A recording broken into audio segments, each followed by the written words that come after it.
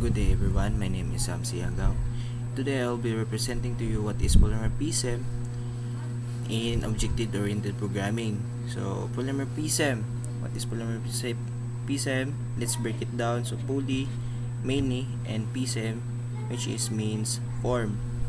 Polymer PSEM allow one method name to have many behaviors depending on the object that called it. So,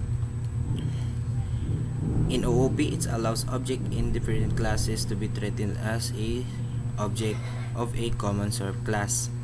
It allows the same method name to be used in different types of object and the correct method is called based on a actual object type as a runtime.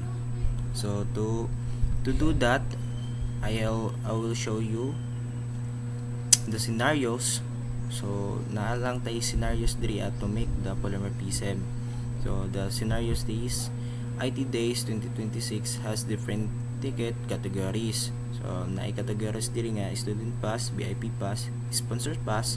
Each ticket computes price differently, but the system should call the same method name like get price regardless of a ticket type. Polymer PSEM allows the same methods names to behave differently depending on a object context. So, learning targets. We have here the learning targets, implements method overriding, runtime polymer PSEM, use one function to process many object types. So, to do that, I have here nga na ako gi-read diri nga polymer PSEM code that connected to the R scenarios. So, naatay parents class diriya, I name it ticket, and I build a constructor to automatically when object is created. So sa constructor na ako attributes nga holder name, and I call the sa akong parameter ako ra dahil gi-call diri akong attributes diri in sa diri sa deep get price default price method can be override, and diri naman sa in return na siya base ticket price. Ako lang siya gibutangan daan og price para pag call sa functions on niya it will return 100. Now naman is nag-create na bugog child class nga name is student ticket, and diri sa parameter niya gi-call lang na ako ang young parents class, so which is ang ticket naman. And sa next one is nag-diff price self naman ko para override siya sa method, and gibutangan lang din in return na siya student pay discount price ano siya. And the second one naman, we have here the child class number 2 class VIP ticket. So naman tay giingon diri sa category VIP student pass, VIP pass, and sponsored pass. So diri sa child class 2 in return naagyapon siya VIP price plus freebies. So diri naman sa in additional na siya additional 30. Diri naman sa child class 3 we named the class sponsored ticket, and diri ang ticket mo ni ato parents class. In return naman nag-override to sa get price method, tapos diri print sponsored, and zero value lang atong return ani. And diri naman sa atong functions we created a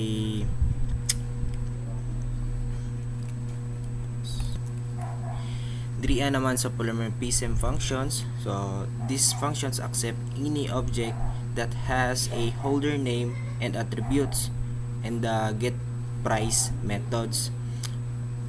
So diri ana siya mahitabo sa akong gihimo nga functions. Tapos diri naman is nagprint lang tag receipts, and this line here print holder name nya call the functions diri nga ticket object and the holder name. So as sa akong giingon gaina, it's accept any object that has holder name, di ba? This access the holder name object, and this line naman is print the class name dynamically. Tapos diri ang line, it's calls get price ano siya dira, and diri wala ra ni siya kay call spacing rata diri. And diri naman create mix ticket object.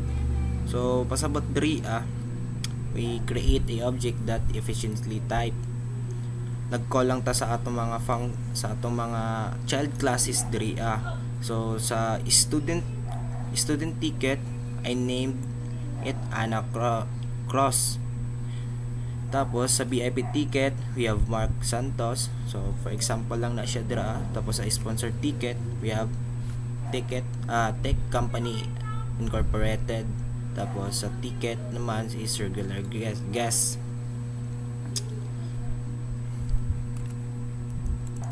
So diri lang nga section, nagkuan lang ta, nag-store all object. And this one naman sa last section nato, loop and process all tickets. So diri sa for loop nato gibo nagbuhat lang tag diri 40 in tickets print receipt T. So natay variable diri ini na siya. So ang gamit lang diri sa atong for loop, pass each object into a same objects even though they are different types, and the correct get price or atong method sa atong mga child classes makuha to siya tanan. It runs automatically. So for example, I run this code.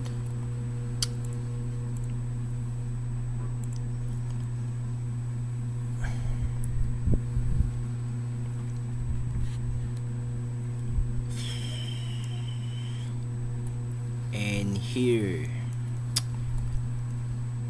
the receipts sa atong giingon gaina, we have the first atong gi-name diri kang first child nato sa atong parents, Anna Cross. Tapos ticket type niya kay student ticket man, so man ata atong gi-input dira.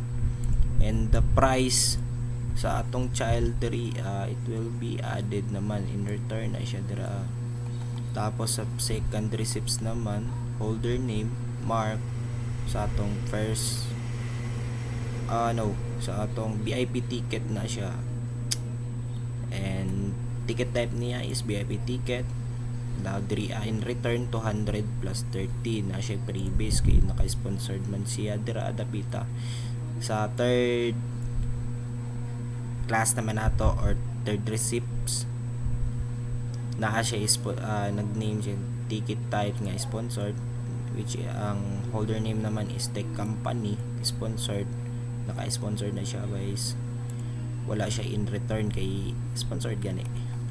So this will be whole output of the Polymer PSM based on the scenario here. We apply the student pass for the child class na to, VIP pass and sponsored pass. Each tickets computes price differently naman. Na-apply na to siya na siya yung mga return value, miskan pila lang. And that's all. Keep in mind that Polymer PSM, when you have a parent class, the parent class matik na naagid pud kay ma-inherit sa imong mga child class. So that is all for today. Thank you. Okay na. Stop recording.